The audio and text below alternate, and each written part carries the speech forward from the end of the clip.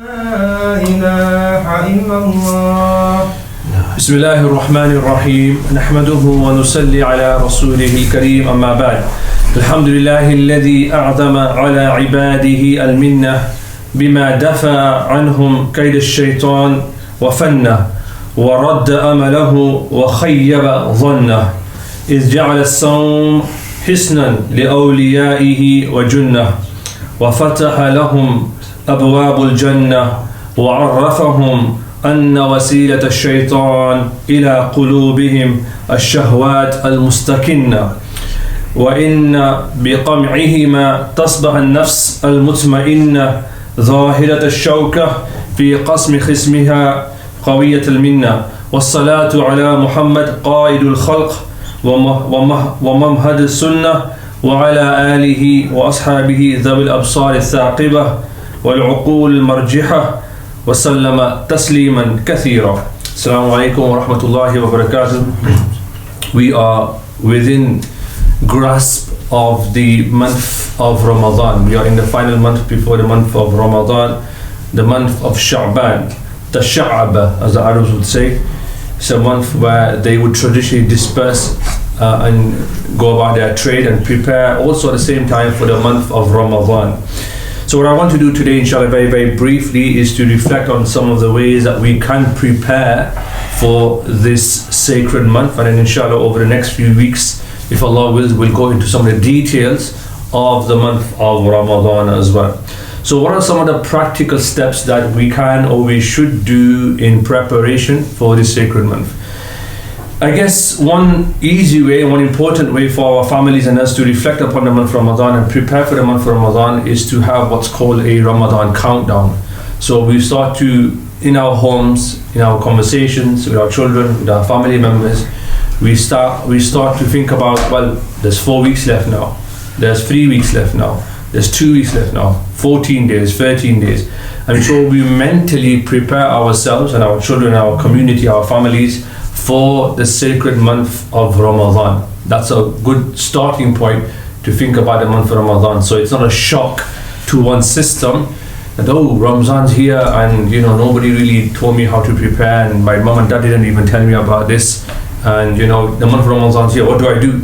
So we start preparing for the month of Ramadan at home, and we start to remind our children, our home and our family members that this month is coming, so we need to get ready for it. How we get ready for it, what we should do, we will talk about that inshallah as well. It's also because the month of Ramadan is coming and it's not like a daily event, it's an annual event. We should also make sure that we know what Ramadan and fasting and all the requirements of the month are. So most of us know, broadly speaking, that we are expected to fast, stay away from certain things, do certain things, stay away from certain things, etc. But seeking knowledge about the month of Ramadan as well. So for example, a practical step, if you have a certain medical condition, don't wait to ring Maulana the day before. Say, Maulana, I've had this medical condition all year and I'm taking these medicines, or I'm taking this, I'm taking that, what do I do? Prepare for the month of Ramadan, right? If you need to see your doctor and get advice from them that the month of Ramadan is coming, what do I do? What do you suggest I do? So very, very important to bear in mind that we seek knowledge, not religious knowledge, but also knowledge that pertains to us, that's specific to us, so that when the month of Ramadan comes, we are ready for it. That's the second thing to bear in mind as well. I would always also strongly suggest and recommend that from now you make a Ramadan plan. So sit down and look at your month in Ramadan, look at your day in Ramadan. Certain days you'll be working, perhaps certain days you won't be working, certain days you may have certain events going on in your calendar, etc. And so make a Ramadan plan that, let me look at a timetable. What time is Taraweeh? What time is Maghrib? What time is Fajr? And let me plan my day around that. When will I go sleep? Because sleeping and resting is also part of your ibadah as well. It will be a form of worship. If you sleep in the month of Ramadan with the intention that I'll be fresh when I wake up. A lot of people will have that habit, for example, that they'll come back from work and perhaps they'll sleep for an hour or two so that they can be energized and reinvigorated for the Taraweeh prayer as well. So plan for Ramadan, build in Quran time. When am I going to pray my Quran? How long am I going to pray my Quran? How much of my Quran am I going to pray? What's going to happen in the masjid? What activities in the masjid will be happening? Maybe there'll be short lectures, bayans. Maybe I'll be watching someone on the internet that I'm a follower of, right? So when am I going to be doing that as well? So build that into your timetable. On the weekends when you're not working and you're not taken in by the demands of work, I'll probably pray a bit more. I'll probably spend more time in the masjid, and so forth and so on. Get involved in the masjid. Go to the imam, go to the committee, go to the shura and say, look, I'm going to be here for a month of Ramadan. I'm going to take the last 10 days off, or I'm going to take last week off for Ramadan. Please utilize me. So offering your services as khidmah. Also, we know that there's a great reward for assisting in people breaking their fast. So I'm going to be here iftar time, making sure that people get their dates and their energy and so forth, and looking after them as well. Especially in our musalla, because the space is a bit tight sometimes. So I'm going to be here and try and help people and try and organize things. So it's a comfortable Ramadan for my fellow brothers as well.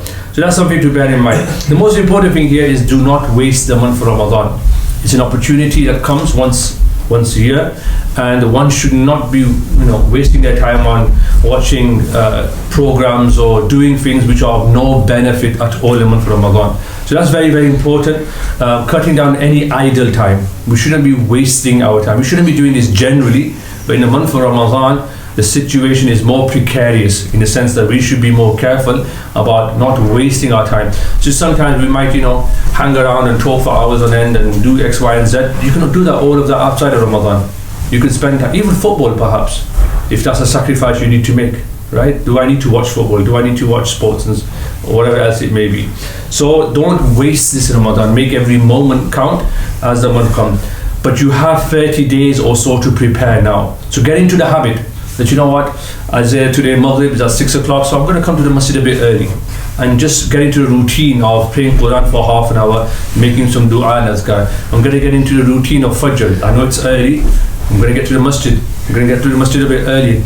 I'm going to try and pray my tahajjud if I can. So getting into routine, and that doesn't mean that you try and finish the whole Quran in 1 week, but if you're the sort of person who just about opens the Quran, right, then try and pray half a page every day. Start with something very, very simple that's realistic. Don't try and be a hero and try and pray so much of the Quran that next day you're struggling.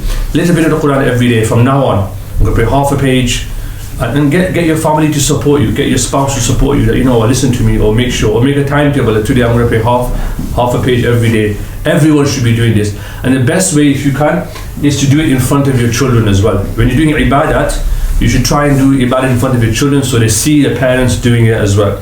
So there's something to bear in mind. Also spiritual preparation. So there's also other ways that you can prepare. For example, we know it's sunnah to fast on a Monday and a Thursday. Prophet ﷺ would fast on Monday and Thursday. Inshallah, here from this Monday we will try and encourage brothers to do this, and we'll have iftar here. If you can come from Maghrib, come and join us, and we'll do a small iftar here with some dates and some water as well on Mondays and Thursdays. Also, the companions inform us that the Prophet ﷺ used to fast abundantly in this month as well.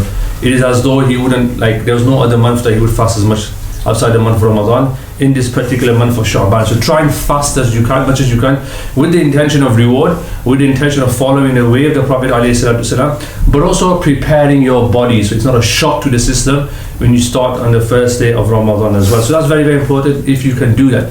If you can't fast on a Monday and a Thursday because of work, maybe some other days. But very important to get into that habit of fasting. That's very, very important. Preparing the mind as well. In the month of Ramadan, we need to be at ease, right? Our mind should not be clouded. We shouldn't be distracted unnecessarily. Things that are not important at work, most employers, in my experience, are very understanding. If you explain to them beforehand that, look, I'm going to be in the month of Ramadan, I'm going to be fasting, most employers are very understanding. If you need to take time off, take time off. In my experience, when you're proactive, they understand. And say to look, I might be a little bit slow, but I'm going to be fasting. And they're usually quite understanding.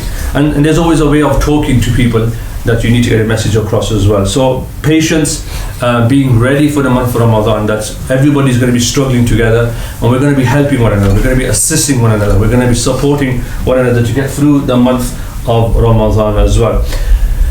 An important one is bad habits. We all have bad habits, including myself. So how can we remove those bad habits? We all have habits that are just things that we regret later on, or just a nuisance to our lives. And how can I remove those bad habits? And so when the month of Ramadan comes, I'm dealing with it, I'm okay with it. So if you're the sort of person who likes to spend his evening watching TV, maybe reduce that. If you're the sort of person who's smoking, and you want to quit smoking, you should quit smoking. There's every reason for you to quit smoking. The body is a trust from Allah, right? Then I'm going to use this opportunity to get rid of that bad habit that I have of smoking. And some of you will know me that when I do see you smoking, even though you're trying to hide it, I try and tell you that, but it's not a good habit. Try and get rid of that habit, right? So these are ways that you can prepare for the month of Ramadan. If you're like me, you're a bit of a tea addict, then you need to get a grip on that as well. That I need to reduce my consumption of tea, so I'm not having headaches at 5 o'clock in the afternoon because I haven't had my customary cup of tea. So these are practical steps that we can do as we reach the 4 weeks, and they will come very, very quickly as we reach the month of Ramadan. This is also a special Ramadan in the sense that we've had 2 years of relative difficulty with COVID restrictions and so forth, and inshallah we won't have that concern. So we have every reason to make the most of this blessed month of Ramadan. May Allah subhanahu wa ta'ala bless you all. May Allah allow us all to make the most of this month.